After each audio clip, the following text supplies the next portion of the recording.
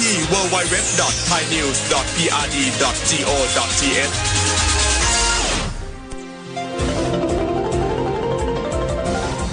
วิทยุแห่งประเทศไทยให้ความรู้คู่ความสุข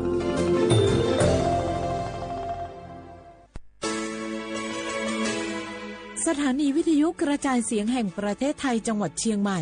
AM 1476 กิโลเฮิรตซ์สถานีวิทยุภาคภาษาชาติพันธุ์แห่งเดียวในประเทศไทยที่มีความทันสมัยเชื่อถือได้สร้างอัตลักษณ์กลุ่มชาติพันธุ์สู่สากลนกกระดาษจากทั่วภูมิภาคที่คนไทยทุกคนช่วยกันพับขึ้นมาส่งไปแจกจ่ายให้กับพี่น้องชาวไทยใน3จังหวัดภาคใต้ย้อนกลับไปเมื่อปี 2547 รัฐบาลในสมัยนั้นมีแนวทางยุติความรุนแรงด้วยการเชิญชวนคนไทยทั่วประเทศพับนกกระดาษกว่า 62 ล้านตัวนำไปโปรยจากเครื่องบินสู่พื้นที่3จังหวัดชายแดนใต้เพื่อเป็นสัญลักษณ์ถึงการรวมพลังของคนทั้งประเทศที่ได้ส่งแรงใจให้กับคนในพื้นที่จังหวัดชายแดนภาคใต้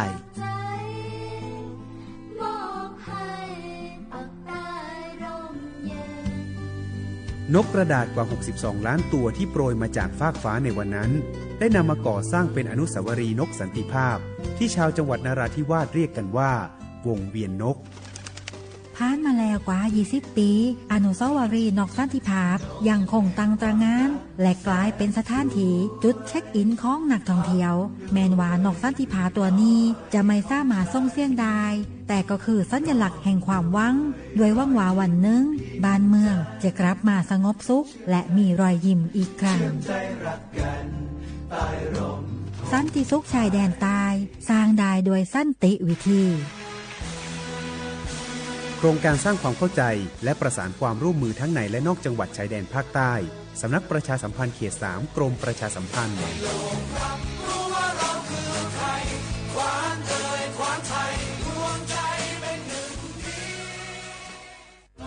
อยากรู้จังใครบ้างนะ7กลุ่มเสี่ยงฉีดวัคซีนไข้หวัดใหญ่ใช้สิทธิบัตรทองได้ไม่เสียค่าใช้จ่ายง่ายๆแค่ใช้แอปเป๋าตังค์ตรวจสอบสิทธิกดเลือกกระเป๋าสุขภาพก็รู้แล้วแถมจองคิวฉีดได้ด้วยที่สถานพยาบาลในระบบบัตรทองรีบๆกันหน่อยนะแค่ถึงเดือนสิงหาคมนี้เท่านั้นสิทธิสร้างเสริมสุขภาพและป้องกันโรคดีกองทุนหลักประกันสุขภาพแห่งชาติหรือบัตรทอง30 บาทสอบถามเพิ่มเติมที่สายด่วนสปสช1330ตลอด24ชั่วโมงทุกครั้งที่ใช้สิทธิบัตรทองหรือบัตร30 บาทอย่าลืมพกบัตรประชาชนเพื่อยืนยันการใช้สิทธิไม่ว่าจะไปรักษารับบริการป้องกันโรคหรือบริการอื่นๆสำหรับเด็กเล็กที่ยังไม่มีบัตรประชาชนใช้ใบเกิดแสดงคู่กับบัตรประชาชนของผู้ปกครองง่ายสะดวกรักษาได้ทันทีสอบถามเพิ่มเติมได้ที่สายด่วนสปสช1330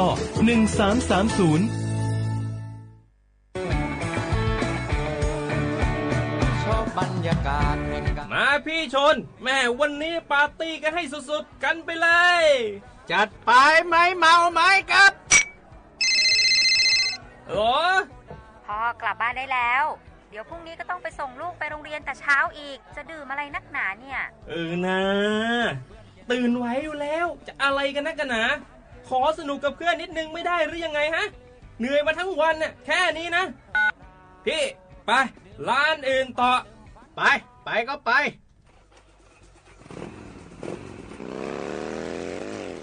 เฮ้ยพี่ทำไมรถคันนี้มันขับช้าจังเลยเนี่ยแซงไปเถอะแซงเลยแซงไฟแดงอ่ะฝ่าไปเลยพี่ตรงนี้มันไม่มีกล้องไม่โดนจับชัวร์เอาวะไปก็ไปเฮ้ยพี่ระวังรถ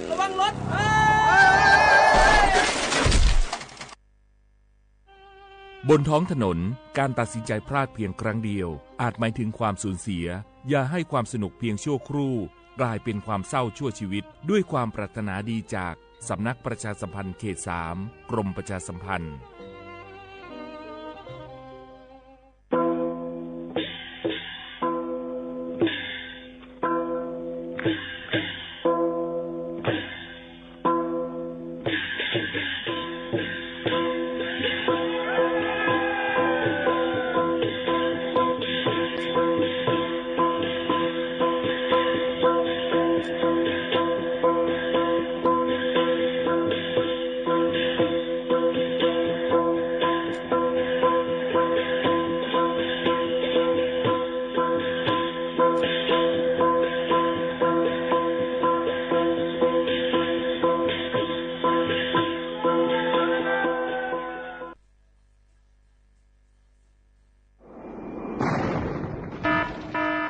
เจดอนเก้งใหม่ย้อนตั้งโฮมมือกูฝ่ายเงื่องแวลองเผาป่าไม่ถึงคือไห่สุนตอนตาที่ลดย้อมหมอกก้อนกล้องในจันล้มจอมหนังคอปืนเผาไว้หนังฮือเตกุ้มทิ้งลองเผาในหลายๆพื้นตีลวยอ่ำปันเผาสังเสอิดตาที่เฮ็ดเฮาจันล้มอ่ำมิกหมอกก้อนกล้องก้อนโม PM 2.5 เตเอาเนื้อวันที่1เดือน1 2 5 ปากปลาย68ต่อถึงวันที่15เดือน5 2 5 ปากปลาย68สั่งว่าหลูไล่เผาในจึงเตไล่ลงเส้นหมายย้อนขว้างตีแอปพลิเคชันไฟล์ดีไล่อยู่ค่ะสังป่นเป็นเดญ่าตามตกคอกแลไม่ตามยื่นอ่ำป่น2เหงหาปากวัดอ่ำนั้นตั้ง2อันเก้งใหม่ปันเฮียงดาได้ใจเทคโนโลยีดาได้เพียวกวยอยู่ยุกยักแลไม่ดอกในให้ในสวนหนังหือลองเผาป่าไม่ตีเลือดย้อมและเฮ็ดให้สภาวะฟิงตื้นเป็นจึงสลีดาดยินยาวข้าวหินสังทั่วพันลองเผาในปืนตีหามเผาอ่ำนั้นทั่วพันคนเฮ็ดพิษกับสืบเติงลาดกว่าได้ดี0531128808อ่ำนั้น191ไหล่24ชั่วโมงค่ะ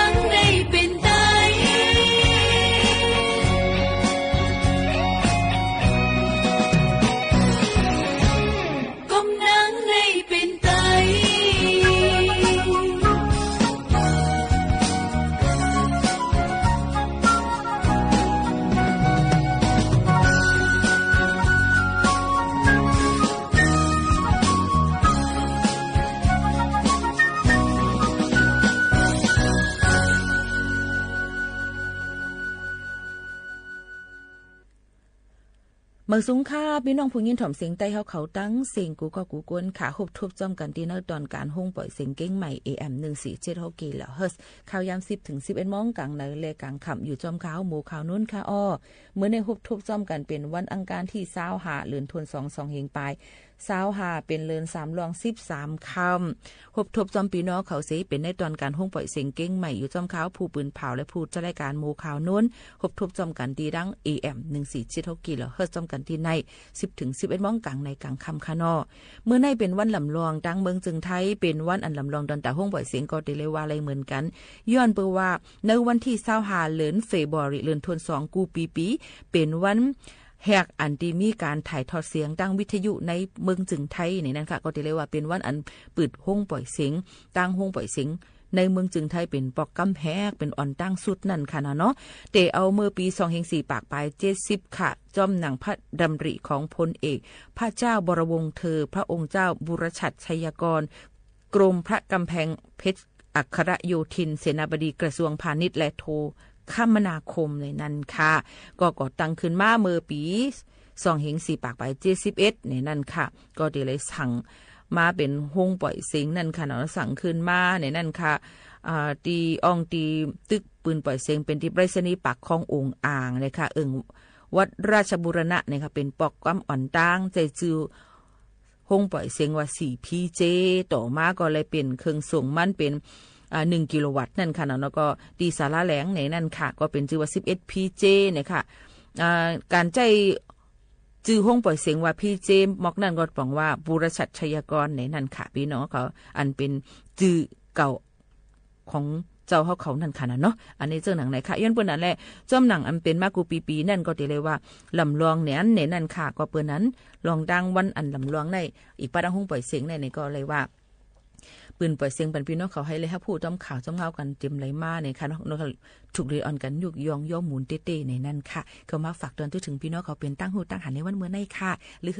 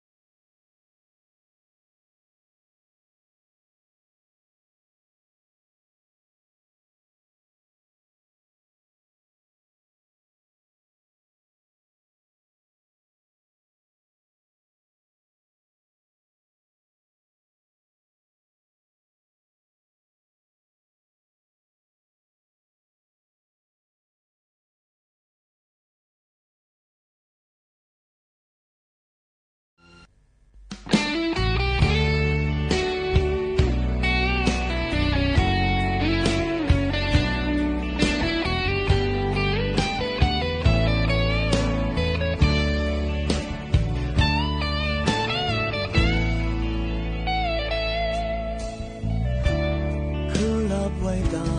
อันยาวนามา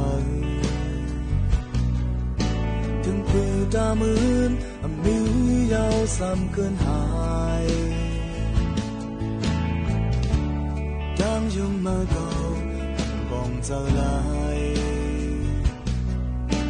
ดาโดนนามาเจอเก่าไปหาดก้อยนา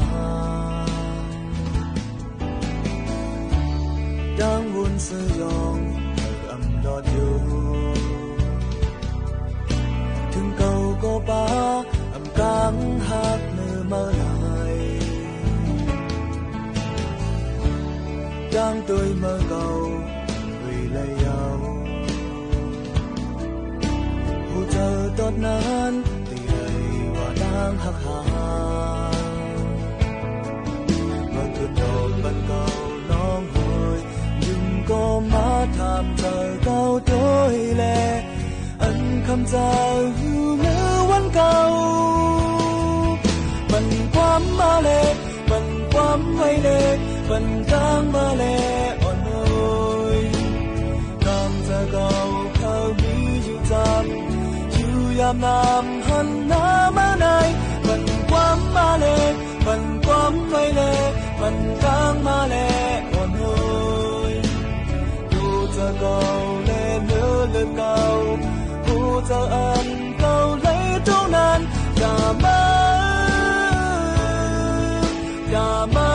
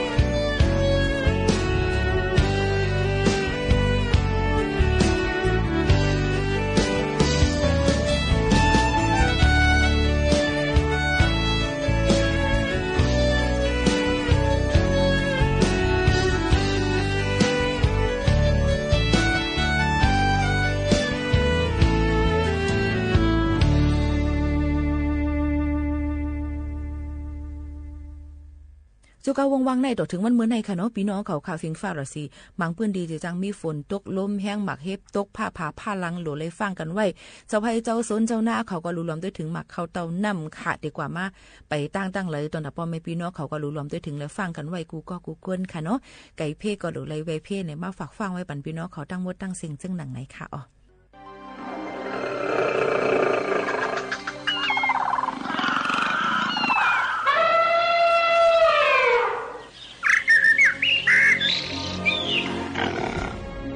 มาสุงอ้อเจ้าคือเจอสายไตปัดปืนแหละอีกป้าคือกลมนุษย์สะเจอกลหลุมฟ้าเฮาเขาตั้งหลายปึ้งอิงกุงมุนรัตนาสามเปิงสี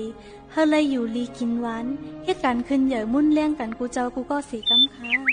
เจอเฮาพี่น้องอยู่ที่เนื้อตอนการปล่อยเสียงฟิงตื้นเป็นสีตีม้าปืนปล่อยเนปันลองหันตั้งหูสู้ตาลอนมอนเฮากูยิ่งใจเฮาเขามีนำตอนพรดีนั่นค่ะเย้า มาซุงค่าวันมื้อไหนก็เฮาคาเขาพี่น้องไล่ผิดหมอกมาแขกคึกตอนเฮาคาเป็นแม่เฒ่าหลู่นะคะเนาะมาซุงค่าแม่เฒ่าหลู่เฮาค่ะ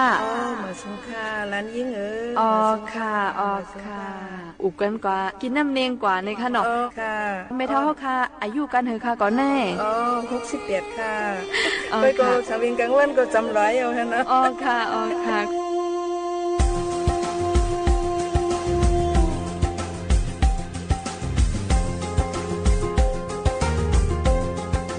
ย้อนถามได้แม่เฒ่าแทงอีกนึงค่ะเกี่ยวกับเลยไล่เฮ็ดข้าวเซียนนี่ค่ะเนาะข้าวเซียนในมืออ่อนต่างๆเจมมือไปมีจักอีกมันมากเฮาคาเขาเฮ็ดจึงหือเหี่ยวเฮ็ดมาในใครให้แม่เฒ่าคาซับแรงในวันอีกนึงเลยค่ะไล่เฮ็ดข้าวเซียนในคณะค่ะเฮาคาเฮ็ดหมู่ผู้ปกในมีปิญญาตั้งหมอประโหสุตาหังคณะค่ะเป็นไล่มือก่อนมือมื่นเฮเลยเฮ็ดในเขาก่อมเส้นตันติเหลวในคณะค่ะมีข้าวผีมีเหลวไว้เอาข้าวผีเฮ็ดค่ะว่าข้าวผีนี่ค่ะข้าวผีเขาในเฮามาหมาเฮป้อมอาเฮเลยติเลยโคดปอกโคดเอาเฮเลยติเลยก็เอาตองพักปิงฮื้อตองปดป้อยอยู่ในมาโหมเฮทำเอาแขนในปุเนื้อเฮติเลยมองไว้หาขึ้นปอหูคำมาเฮาคาโคดมื้อได้หรอมองเฮหนังมือพุกมั่งปอหูคำมาชำโพดปันนำเฮในค่ะค่ะโพดกูค้ำตาหาขึ้นในตาหาว่าในค่ะนะค่ะปอวังเนามาเขามีด้วยไหนเนาว่าไหนสมบูรณ์เรื่องกินเงี้ยเลยนะเฮ็ดอย่าไว้ค่ะปวังดาวในกำในเขามาถอขาน้ำหมกค้างเขาเองกำในมันโน้ตนะโนเทิงเหลียวนะค่ะสมัยเฮ็ดโถงเฮ็ดป้าลักไม่3ลักกูมันลีในก็เสียสีลักเฮเลยเฮ็ดโถงเฮ็ดซุปเฮเลยเอาแผ่นต่างอันนี้ทำมาปูเหอแทงเนื้อโถงเฮเลยท้องค่ะนะท้องเอาม้วนนั่นเลยค่ะนะท้องเฮมปุ๊บนุดเอาเนี่ยทำมีหัวอันเฮงก็หัวอันเปียหมอนอันเป็นหมักวางอ่อนซะนั่นนะกายอ่อนซะนั่นนะนั่นตีเปียกเลยค่ะเพราะว่าท้องเหี่ยวเนี่ยไว้เห็นอันนี้เขาอยู่ด้วยน้ำนั่นหยดจิกเนี่ยทำเอากากลามันเฉล่วงเพราะน้ำนั่นยอมลงเนี่ยตันจอกไหลในเหมือนจังพี่น้องตีเหลวในเฮ็ดขมุนขังเขาซอกเอามาหินเตียงในก็เขาคาเขาตีเลยเห็นนั้นเพราะตันจอกไหลในเอามาหินเตียงเฮ็ดเพราะมาหินเตียงป้องกามมาในขังตีเลยเฮ็ดชั้นช่องตาห่างอันเฮ็ดค่ะก็นั่นหมกขังเขากัดตังสันน้ำเฮ็ดเอาเขาเชียนเฮามีเทสันช่องตาห่างเฮ็ดเลยกับโตมค่ะนะโตมเยี่ยวเฮในซุกพองซุกพองในค่ะนะกำในมาตามค่ะนะปดตามเอาเหนียวนุกในทำขึ้นกันโนดมีอ่างห้างอ่อนให้โนดเทอ่างห้างโนดเลยเนื้อนั่นเริ่มยอดมากเลยเขาคาสามีไหเอาไม้ในเฮ็ดไหค่ะนะสามียุ่มเรียกก่อนเฮ็ดเฉกนไหนั่นค่ะนะค่ะเพราะว่าเฮ็ดนั่นในเอาเขาเส้นเขาในเฉนะไหเฮ็ดสามีฉากให้เขาเนี่ยเพียนปุ๊โหเฮให้ตายอันให้เวียนใส่เอาสักมาตั้มทำมีการเฮเป็นตีว่างให้เขาเส้นเฮเอาวางให้การเฮอันนั้นขึ้นเย็บค่ะนะเขาเส้นนั่นออกมาตกหันเนื้อโมคังค่ะนะเป็นเส้นเป็นเส้นเป็นสายมาค่ะนะก็เลยเพราะว่ากงกวางในนี่ไม่เหี้ยวเหมือนจังไม่มิดเปล่านั่นนะเฮเลยเอาเชยอย่าไปเฮิงกวางตีเหลียวนั่นนะเพราะบางเชิงนะหายเงาในสองไก่มีเฮเลยก็เลยต่างชุกเอาในทำมีโฉกนะเฮครับนั่นเอาขาโฉกเฮเลยเอากระสูกนั้นนำครับนั่นค่ะการนำสังหรณ์นั้นนำตัวมันนั้นโม่แต่ในสองไก่เอามาถอกหันนึกคึงค่ะก็เลยนี่คึงอันนี้ค่ะค่ะเพราะฉะนั้นในพอมือเขาขากับซุกนั่นในซุกเป็นน้ำจะนั้นมดอะไรมันก็ดื้อเสียหนอนเริ่มยอดแล้วกันหรอเพราะว่าซุกมดไหนมันไก่มึนไก่เหม็นส้มเขาว่านั่นเนี่ยเปิดเสื้อทำเต้นเหม็นส้มไว้เอากันลูกควางเขาเส้นมุกพวกในป้อมไรสีหาขึ้นเปิดนดมันนดไรค่ะลูกมันแล้วนั่นน่ะเพราะฉะนั้นในจึงเลยว่าเมื่อกูป้อเนี่ยไปใจรวยค่ะไปซ่ารวยทั้งค่ะนวดเราละลายก็ค่ะนวดเราละลายค่ะ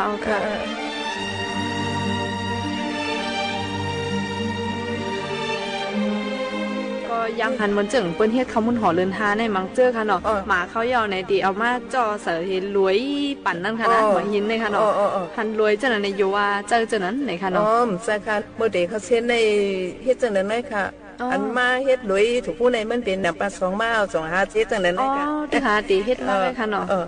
ถูกพูดในมือเห็นมือกูฟังในแค่หยาบเขาตามมอเขารู้มันมีรวยในรู้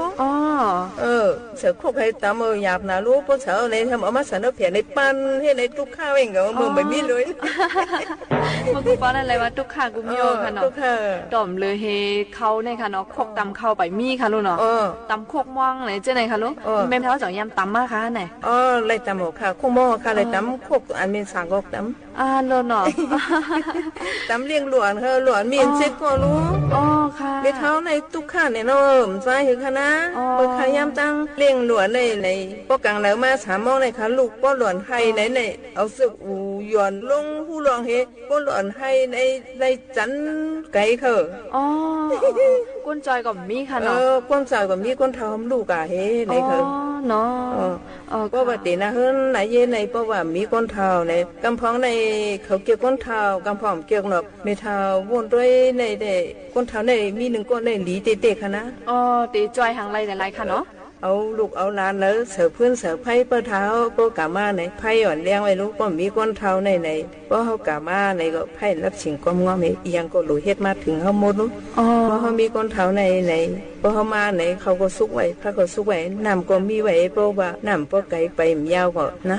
น้ำจำเต็กไว้เฮ็ดก็ลูกก็ล่างเขากะมีหลวนไว้ในก็ปล่อยไว้ให้กะเขาลุ่มล่าซอยเขาดูเจอได้ค่ะเพราะว่าเหมือนหนังสังเพลงน้องว่าก็เหมือนเจิงแม่เท้าฮือและสังปอเท้าฮือและสังเนี่ยมันก็เหมือนเก่าเฮิรนค่ะเนาะเปิดวันดีเฮิรนที่เย่เขาเห็นก้าแล้วว่ามีลูกมีหลานในก็ปั้นไว้ไรเนี่ยเขาก็ได้เล่นก็บรรลุหลานไล่กูว่ากูหลานตกไผ่กูลูกตกไผ่ค่ะเนาะอันนี้ก็เลยว่ามีพ่อหนีที่เนี่ยสำเนียงไรยินแม่เท้าลานว่าเมื่อกี้เนี่ยมีลูกเป็น7 ก่อนเนี่ยเลยว่าในแม่เท้าลุ่มล่าก่อนหรือก็ค่ะเนาะ7 ก่อนในค่ะเนาะถ้าเลี้ยงลุงในนำภาษีในตึกการในนายเขาตายในตั้งว่าตึกการกะหานายเฮในเอาเกี่ยงว่าบ่ตายเอาลูกเอาค่ะอันนี้ก็ลีมองเจอข้อข่มจ้อมค่ะเนาะไม่ใครค่ะให้ไว้กับหลวนตีเหลือในเด้ผู้ฮักเมย์ภาคก่อมม่วนเนาะอันตอนภาคไหนก็เป็นทางเนาะเป็นอาเกี่ยงมันหลังเฮาค่ะเจอเลยค่ะไรยินก้นเฒ่าของมือกูปองในเลี้ยงลูกได้เป็น10 ก่อจะได้ตั้งเลี้ยงมาไหลไหนกวยกะว่าลูกในค่ะนะ10 ก่อในแต่ได้เลี้ยงพ่อแม่ขึ้น2 ก่อนในใครหาหยับไว้เขาก็ไรยินเนี่ยขา2 ก็ผมเมย์ค่ะว่ามี10 ก่อนในก้องก็เลี้ยงให้ก็บ่เลยสักคนเต้าหากินค่ะว่าเนี่ยฉะนั้นก็ลีโกเลยว่าเป็นบทกรรมวันหลังค่ะเนาะก็จู้เจอได้ก็ใครให้มีลูกมีหลานอ่อนมาเลี้ยงค่ะกันเนาะเพิ่นก็เฮาค้าเลี้ยงลูกเฮาใครอย่างมากเนี่ยก็มุ่งมองติเลยกินแห้งลูกขึ้นค่ะเนาะ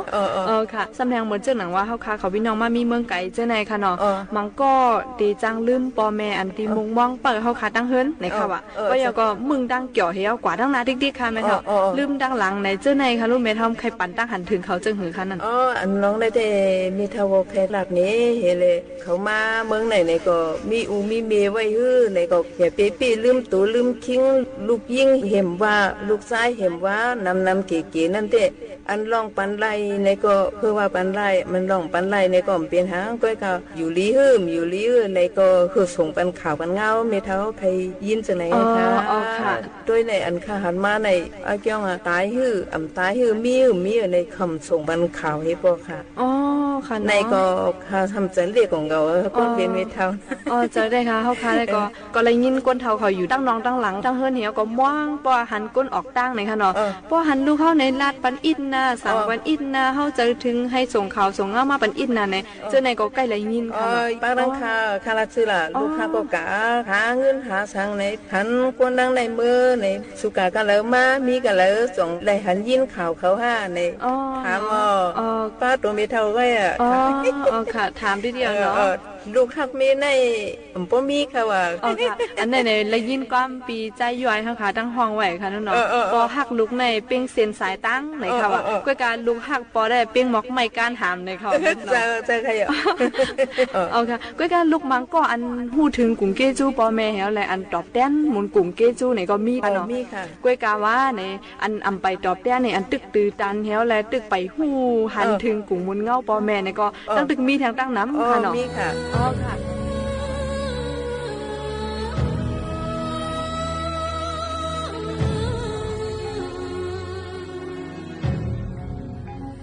ขย้อนถามด้วยแม่เท่าแทงอินค่ะมือพ่อยามเกิดลูกในค่ะเนาะมันติดเป็นจึ้งหือไว้ในตั้งคันเจอคันข้อนเห็นแล้วตั้งมุงมองไข่หันหน้าลูกนั่นเป็นจึ้งหือไว้ในแม่เท่าจ่องได้ตึกต้องอยู่ค่ะเนาะลากในวันอีกนึงค่ะลองเลี้ยงลูกเลี้ยงล่างเลยเด้หยาบเตะเขาเนาะเพื่อนว่าเขาเนาะต้องเจ็บในเจ็บหน่ะให้เลี้ยงลูกเลี้ยงล่างในมีฉังเขาอ่ะเพื่อนว่าปันคนโหในพวกนำเขาอ่ะอ๋อหือแตกค่ะเนาะหือแตกค่ะเจมือแต่ป้าตองมันเดินเงามันปุ่นเขาตั้งคันเจ้าในมันมีจึงหือพองในวันนี้ค่ะเพราะว่าเด็กให้ซับสันเทมาซื้อไหนคะนะเด็กด้วยเขาค่ะในตั้งกินก็ปึ่งตั้งเฮ็ดเปิงนะเด็กเปิงจึงค่ะเนาะตานใครกินก็ใครกินมากค่ะตานวันในก็เยอะมากหลานยิ่งตานวันก็เยอะมากค่ะเนาะตานวันในก็เยอะมากหลานยิ่งก็ในมังกรในเลือดเขาหือลมเขาอ่ำปอดีเขาบ่มีเอ็ดแห้งแล้วจังได๋เพราะว่าใครป้าตองมาไหนหักก็หักลมหักเลี้ยงถึงว่าหลานยิ่งจังนั้นก็เป็นมากค่ะอ๋อค่ะพักหมาเมียวในเพราะว่าเขาป้ามาใน2เดือนหรือ3เดือนในเพราะว่าใครกินในตื่นว่าใครกินอ่ะเมียนอ่ะอ๋อเนาะเมียนในนั่นน่ะอ๋อค่ะเพราะเป็นนั้นมาได้ป้าตองกำในป้าตองให้เยอะมากเนี่ยทำอันคันเจอมากทำเต๋อมือเลือนเยอะมากค่ะเนาะเต๋อ5เดือน6เดือนที่เดือนต่อเป็นเดือนจังได๋ต่อ10เดือนจังได๋ค่ะอ๋อมันดินหนักไว้ค่ะเนาะอ๋อหนักจำเต๋อเลี้ยงมาในเพราะว่า5เดือนในให้ตรงมาค่ะนะอ๋อตรงมากค่ะเนาะอยู่ๆยากๆกันนะพอเขากินเผ็ดแล้วจังได๋ค่ะนะกินเลือดกินไหมเนี่ยจังไรว่าอย่าไปกินในตลาดก็หาเลยยินพอเฮาปลาตองปลาใส่พอเฮากินเผ็ดในมันเข้าหูเข้าตาเขาอ่ะเขาเต้นว่ะอ๋อเนาะมันบ่หลีกินเผ็ดค่ะอ๋อค่ะอ๋อค่ะก้อยกะเพราะว่าปลาตองนี่ดูเลยกินปันเพื่อมันอิ่มเต็มหลวนเฮาก็เลยกินอิ่มเฮเฮาก็เลยกินเฮพอว่าเกิดออกมาในหลวนเฮาค่ะก็มีแห้งเฮาก็มีแห้งในมันก็ในเขาถีก็ว่ามีก็ว่านั่นเท่านั้นเนาะอ๋อค่ะเฮเลมในกินข้างในกำพองในมีมันก็มีแห้งหลวนก็มีแห้งในก็เลยเอาตุกซุ่มก็มีค่ะอ๋อค่ะอ๋อค่ะเกิดลูกก็เกิดหยาบจังไหนบ้างค่ะเนาะพอดีเกิดในเตเลไวซิตี้อินค่ะไวซิตี้จึงค่ะนั่นเหมือนซึ่งมุกุปังในมันมีคารุสามารถสาวนค่ะเตเลเอาหมอมีมาเปิดค่ะชิงหลงมันก็เตเลนางเปิดค่ะเพราะว่าเจ็บมาในหมอมีเขาในเตเลปินปันค่ะนะค่ะกำพองในสำลัวค่ะนะชิงหลงมันก็เป็นค่ะเนาะเพราะว่าผู้หญิงในกำพองในเจอกันค่ะนะกำพองในเจอในพวกกันใครโหเขากำปันเฮซึ่งในนะอันมีเท่าได้ไรกำบันในพอค่ะเขาไปใส่นางยิงรู้ในกะได้ยินว่าเมื่อปานเมื่อกุมปอกนางยิงในเขาตึกซึกในเขาเป้ในตึกซึกในเป้เมื่อไรในเมื่อเขาเลี้ยงลูกนั่นในว่าเขาตึกซึกอันหนึ่งในว่าเลยว่าตึกซึกลงแต่ว่าตึกซึกลงอันนั้นเขาก็เอานั่นใส่เพชร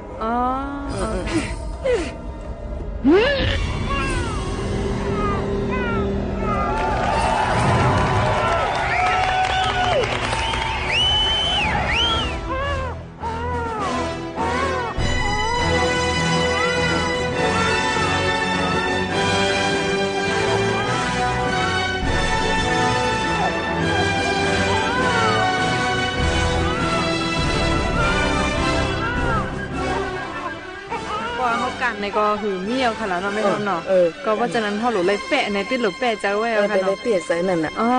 ค่ะกำพังในป้องเซฟมาในเมียวในก็มีอะไรยินหนูในเด้บ่เฮาค่ะห้องหาอุหาเมในปวดนี่อย่างแน่นค่ะว่า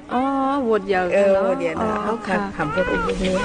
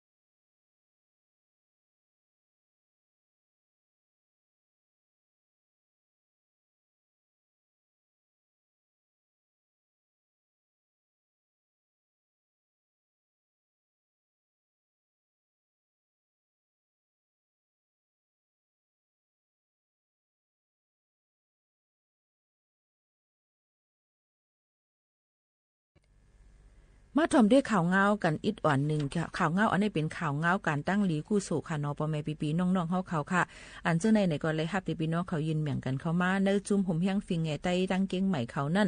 เดโฮมกันจัดเฮ็ดตีปังป้อยสั่งร้องวัดวังท่านลอยสะเก็ตเว้งเก้งใหม่ในค่ะวัดวังท่านลอยสะเก็ตเว้งเก้งใหม่นั่นในค่ะก็เดเฮ็ดปังป้อยวันที่1-2-3เดือนธันวาคม2เฮงไป25ในค่ะเนาะพี่น้องเขาค่ะก็เบิ่นนั้นก็สิมีปางเปียวโมนในค่ะโยก็มีผู้ของความเตมาเหล่ามุนตวนเจอปันพี่น้องเขาอยู่ในนั้นมีตังกาจ้อมในขณะที่ดังวัดวังทานล่วงเหนือลอยสะเก็ตเจดอนเก้งใหม่เฮ็ดปังปอยสั่งร้องในนั้นค่ะวันที่1-2-3เดือนธันวาคมมีนาคม2เฮงไป25ต้องทำกว่าไล่ตีหมายโฟน0945815823ในนั้นค่ะอำนั้นก็0615131614ก็อะไรเหมือนกันในก็เป็นปังปอยสั่งร้องในค่ะเนาะแทงตีหนึ่งเตมีตีตั้งวัดจันทรังสีบุญธารามช่างสันกำแพงเจดอนเก้งใหม่ในค่ะเดี๋ยวจะเทศปังปอยสั่งร้องเหมือนกันในค่ะพี่บอกพี่น้องเขาจะเจออันมีลูกหลานเข้าห่มทำการศาสนาไล่ในค่ะเดี๋ยวจะเทศวันที่4ถึงวันที่6เดือน4อิงเกรด2เฮงปลาย25ในค่ะอันนี้ก็มาบอกละถึงพี่น้องเขาต้องถามไล่ย้ำมันกว่าไล่ตี0933024616ก็ไล่เหมือนกันในนั่นค่ะนี่ก็เป็นปังป้อยสั่งร้องตีดังวัดจันทรังสี2ในค่ะเป็นวัดกูเตา2นั่นค่ะเนาะก็มาฝากตวนจุดถึงพ่อแม่ปีๆน้องๆเขาค่ะเที่ยงตีหนึ่งนั่นในเตมีตีไหลค่ะอันเฮาค่ะเลยครับผู้นั่นในก็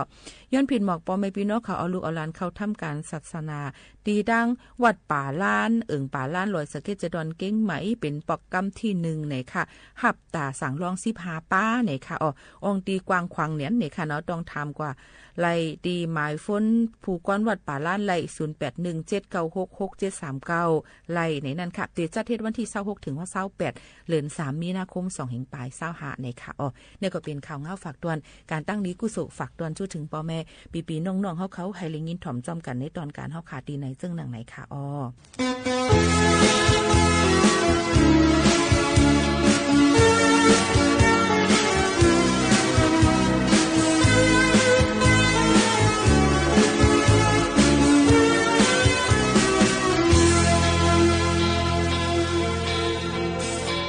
จิบกองสองมือ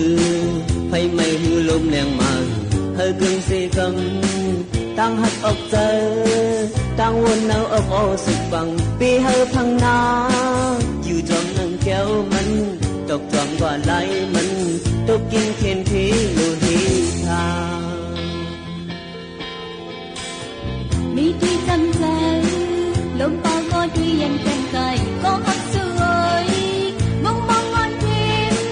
ในทันหากันได้เหตุดังพันปงลังคาถึงยามตาอีดเยาบนเขาหาจางเยามักยังไม่เยาโลว่าเอาได้น้องโฮมได้น้องโฮมน้ำใจได้น้องโฮมความเยาสองขาเบิ่งลมใจวันคืนลีงานมีเป็นเฮาบ่ไหลอันเจอเดินลึกเซเลวันกินแคบลีต่างหักคอยกันปล่อยลามโจเซอปันควันโตโจซาอันลือยาวไหลนาว่ากันเรียนตีลูยาว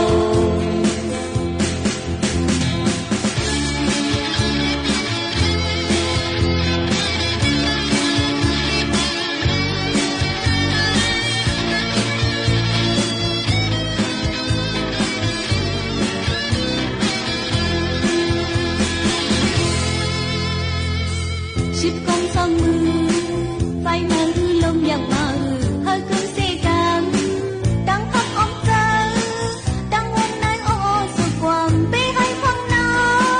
อยู่จมนั้นเกี่ยวมันดอกจมกว่าลายมันดอกยินขินพีโลหิตชามีที่จำใจลมปอก็ที่ยังแข็งใจก็หักซื้อเอ่ยมองวันเต็มเนื้อพันหาใจไหลเหตุดังเพิ่นเต็งลองหาถึงยามตาเหตุเยาปนข่าวหาจางเยามักเยาไม่เยาดูว่าเอาได้น้องโฮมได้น้องโฮมน้ำใจได้น้องโฮมความเยาสองขาเบิ่งลมใจวันคืนลี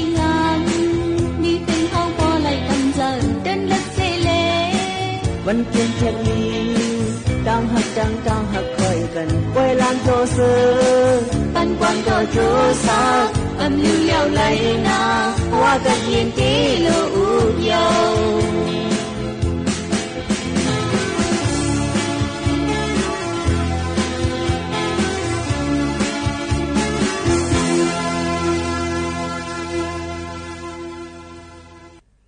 ค่ะพ่อแม่พี่น้องเขาค่ะย้ำพองแต่เหลวนั่นในก็เด็กเขามาเปิ้นอ่ำปันเผาไม่ตวกในค่ะเนาะฝากฟังไว้ปันพ่อแม่พี่น้องเขาเงื่องเวการเผาไม่การเผาในสวนในเฮเข้าค่ะเจ้าหนังไหนหนังคือบ่ได้ลดย่อมลองหมอกกวนกล้องกวนโมเจ็มเจ้าหนังไหนเอามาฝากฟังไว้ปันพ่อแม่พี่น้องเขา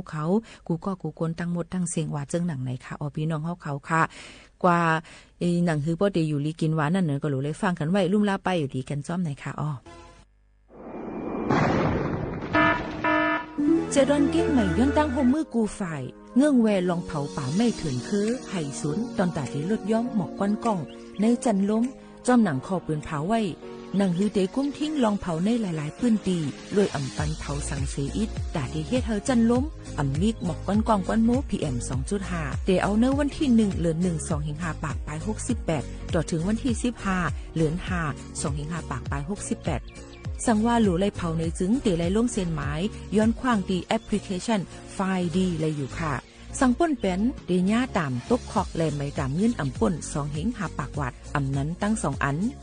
เก้งใหม่ปันเฮียงดาได้ใจเทคโนโลยีดาได้เพียวกวยอยู่ยุกยักแลไม่ดอกในให้ในสวนหนังหือลองเผาป่าไม่เตลดย้อมและเฮ็ดเธอสภาวะฟิงตื้นเป็นจืนสลีดาดยินยาวข้าวหิงสั่งทั่วพันลองเผาในปืนตีหามเผาอ่ำนั้นทั่วพันคนเฮ็ดพิษกับสืบเติงลาดกว่าเลยตี0531128808อ่ำนั้น191ไหล่24โจมองค่ะ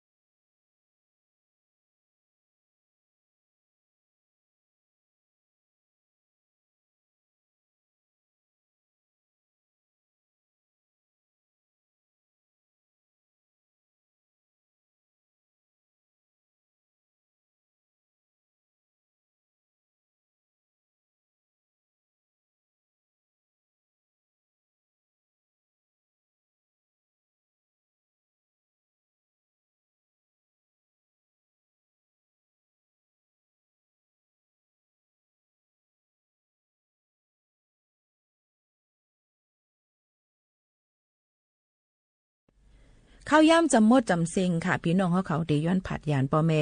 ปีน้องๆเขาเมื่อกว่าก่อนในนั้นค่ะเอาฮบทบจอมกันกูวันค่ะนะข้าวย่ำ10 ถึง 11 มองกลางในและกลางค่ำอยู่จอมปอแม่ปีน้องๆเขาต้องขาวหมูขาวโนนจึงหนังไหนค่ะเนาะฮบทบจอมปอแม่ปีน้องๆเขาจึงหนังไหนกูวันเยี่ยวค่ะขอบใจถึงกูก็ค่ะน้องพี่น้องเขาค่ะผัดยันมื้อเยี่ยวค่ะมื้อสูงค่ะถึงพี่น้องผู้ยินถ่อมเสียงแต่เขาตั้งเสียงค่ะเฮาจ่องขึ้นมาทบจอมกันเที่ยงค่ะเนาะยินบ่ว่าข้าวยามค่ะในอำไปทาเผยได้เยี่ยวค่ะยินจมขอบใจกูก็ค่ะจ่องขึ้นทบกันเที่ยงค่ะนะม่วนๆค่ะมื้อสูงค่ะ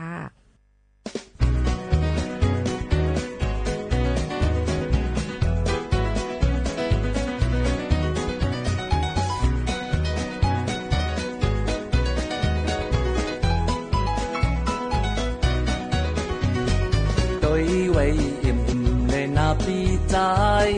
เมื่อพบในเดอำหันเยายิงน้องโอยยิงน้องโอยข้าวยามหาไหลมาหันกันในมันเกนาเมื่อเยาเมื่อเยาเมื่อลอยลอ